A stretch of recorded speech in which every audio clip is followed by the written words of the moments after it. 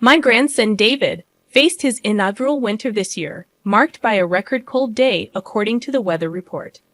Concerns for David and his mother, Yvonne, crept into my thoughts. I worried that the frigid night might have taken a toll on her health. In an attempt to quell my unease, I sent Yvonne a message on my smartphone, asking about their well-being and urging them to guard against catching a cold. Despite my efforts, there was no response, not even a read receipt.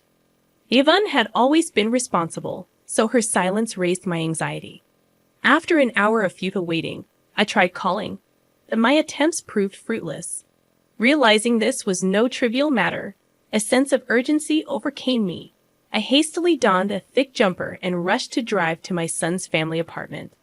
However, when I rang the intercom, there was no response. Fearing the worst, that Yvonne might have collapsed inside, I persuaded the building manager to open the door. The apartment was shrouded in darkness, with only faint street lamp light seeping in.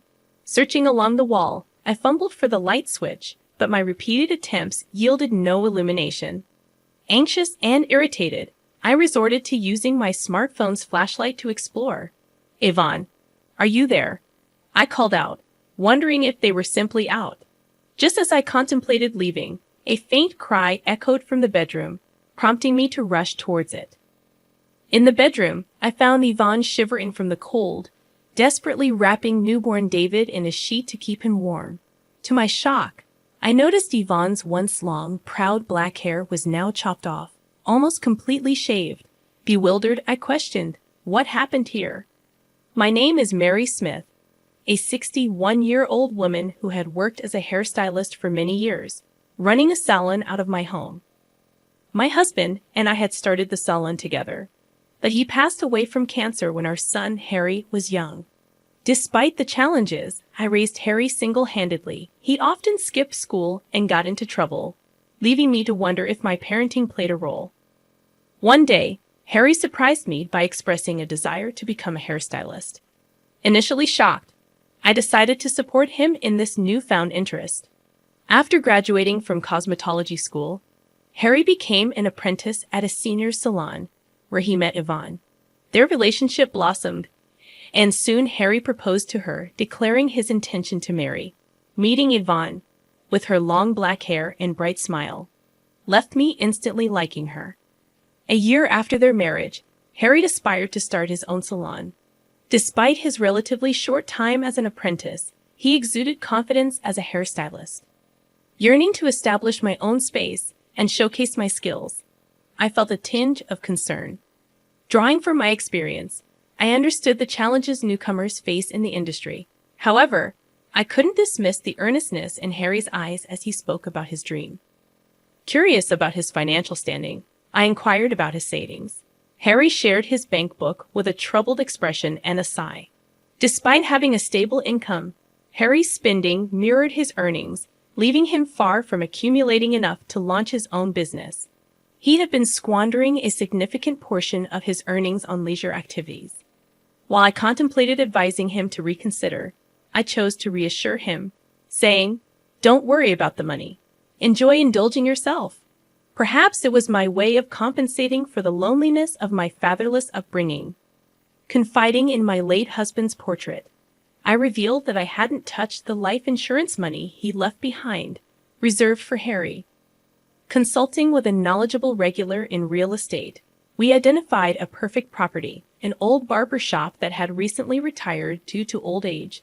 Another regular offered her husband's assistance during the renovation, and with my son, who was studying architecture, home for the summer break, we got the construction underway. Upon receiving approval from the health department, the salon opened surprisingly quickly. Grateful for the support, I acknowledged that setting up the business wasn't something I could have accomplished alone. Handing Harry the bank book containing the remaining inheritance, I emphasized its purpose for his business expenses. With more than half the funds remaining, I urged him not to waste it. Harry chuckled in annoyance, assuring me he understood, and Yvonne, with a bright smile, promised to keep a close eye on his spending. With Yvonne's help, I felt relieved from worries and decided to oversee their business from a distance. However, my optimism waned as Yvonne occasionally updated me on their progress. 3 months after the salon's opening, she confided that Harry seemed disengaged, causing a decline in customer satisfaction and a loss of clientele. Perplexed, I couldn't fathom what had changed so rapidly. Yvonne explained that Harry, initially confident that his skills alone would attract customers, had overlooked the importance of customer service in running a salon. Realizing that Harry lacked this fundamental understanding, I grew concerned about the future success of their venture. So, what's Harry up to now? Yvonne explained that he's frustrated about the lack of customers and spends his days drinking. She expressed concern that if he doesn't get his act together, they'll lose even more clients. Currently, she's handling the existing customers, but with the continual drop in reputation, the business is on a downward spiral. Listening to Yvonne's worries, I felt a similar sense of despair. Promising to address the issue, I assured her that I would have a serious talk with Harry the next time I saw him. Grateful for the support, Yvonne bowed deeply, brushing back her long black hair.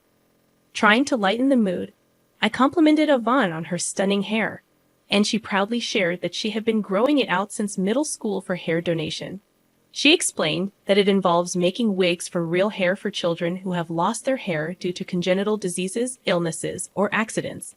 Yvonne had been growing her hair with the intention of donating it to organizations involved in this cause, expressing the joy of being able to help someone. Moved by Yvonne's passion and dedication, I commended her for such admirable actions, especially considering her young age. As the conversation unfolded, Yvonne revealed that 6 months into her marriage with Harry, she became pregnant. Despite being conscientious and hardworking, she continued working at the salon until the last month of her pregnancy, supporting the family while Harry's attitude worsened. Feeling my own shortcomings as a mother, I decided to check on their salon one day after finishing work early. I encountered Harry as he was about to leave for a drink, dismissing the lack of customers as normal. Attempting to make him realize the impending fatherhood, he shrugged it off and left. Inside the salon, I found Yvonne cleaning the floor. Having managed just one customer that day, despite her exhaustion, she smiled brightly. Concerned about her well-being, I sternly emphasized the importance of proper nutrition, especially for the baby. Yvonne teared up and thanked me, expressing gratitude for the support.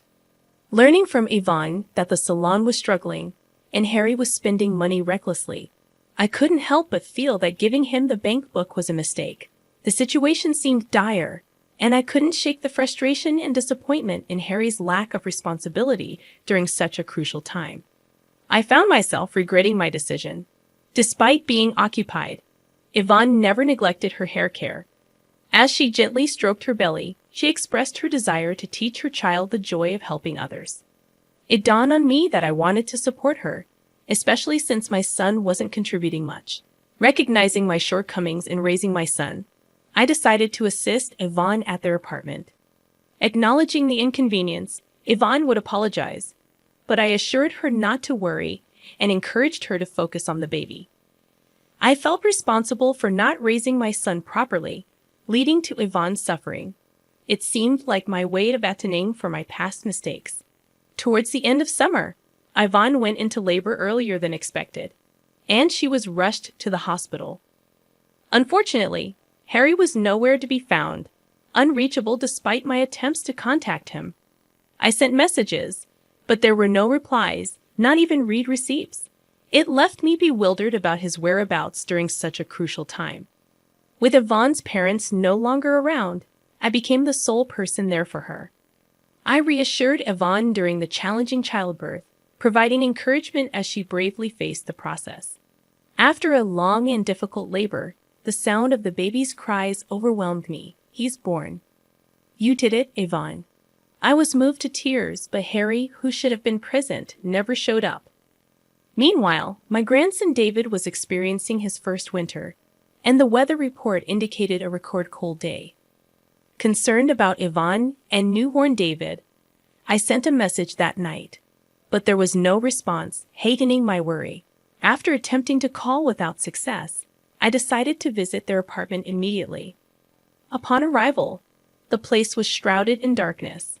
Considering the possibility of a family trip, I rang the intercom, but there was no response.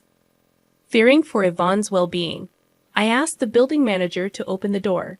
The apartment was dark, and my attempts to turn on the lights proved futile.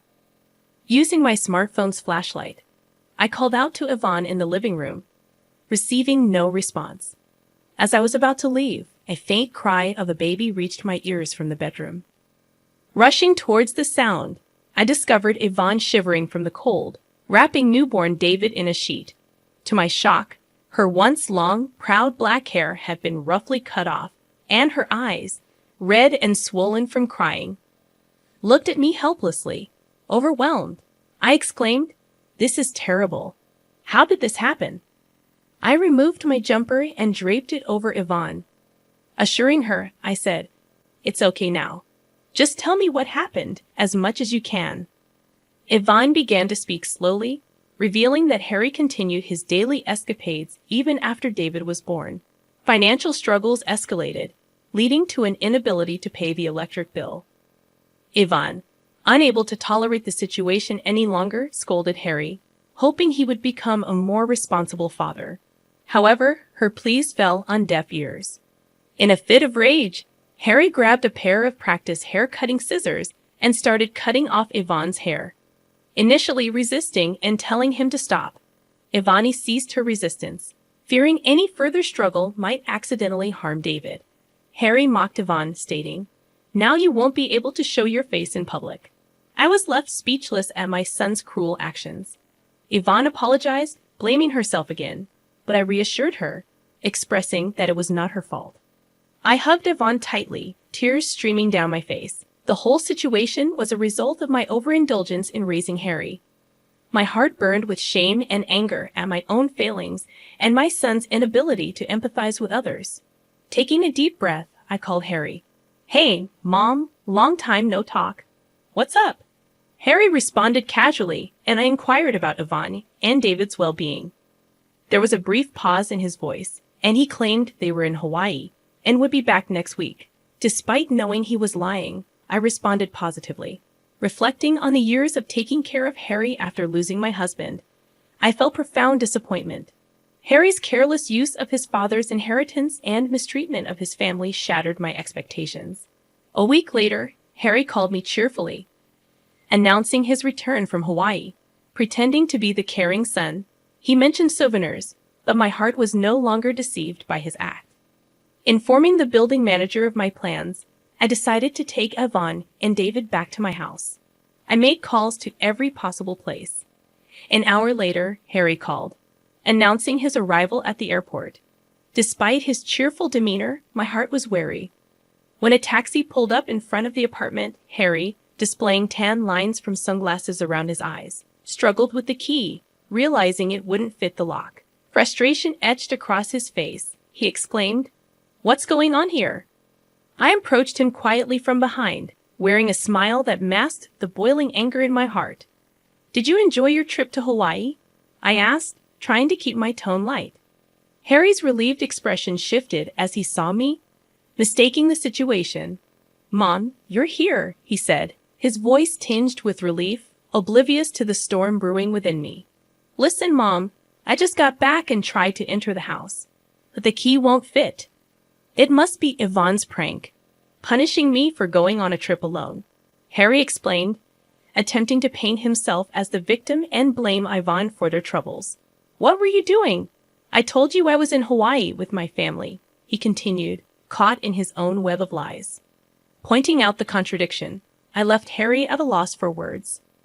"You really had the nerve to lie about taking a family trip to Hawaii," I said, my disappointment palpable. Yvonne had been left behind, shivering in the cold with David, while Harry indulged in his own desires.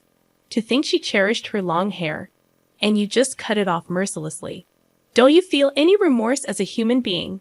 I questioned, my voice heavy with emotion. But Harry showed no signs of remorse, only theatrics about the cold and his desire to enter the house. It was then that I dropped the bombshell. I had canceled the lease on the apartment. Harry protested, but the truth was, he had no right to complain.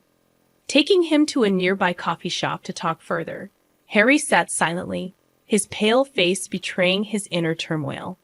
Eventually, He confessed his selfish reasoning, admitting to his reckless spending and empty promises. I shattered his illusions, telling him I had already sold the salon and the equipment, leaving him with nothing to reclaim. His protests fell on deaf ears as I calmly left the coffee shop, leaving him to face the consequences of his actions.